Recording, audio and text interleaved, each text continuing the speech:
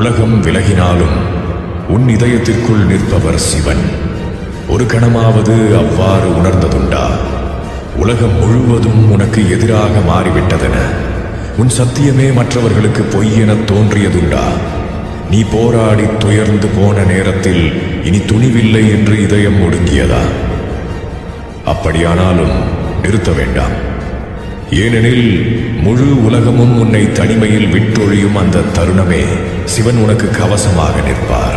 ஆனால் இதையும் நினைவில் கொள், சிவன் தூய்மையற்ற கர்மம் நிறைந்த இடங்களில் எப்போதும் வரமாட்டார்.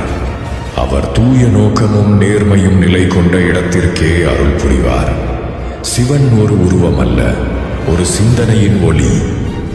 அவர் வெளியிலிருந்து வருவதில்லை, உன் கர்மங்களின் வழியே உள்ளிருந்து வெளிப்படுகிறார். நீ தனிமையில் இருந்த போதிலும் உன் செயல் தர்ம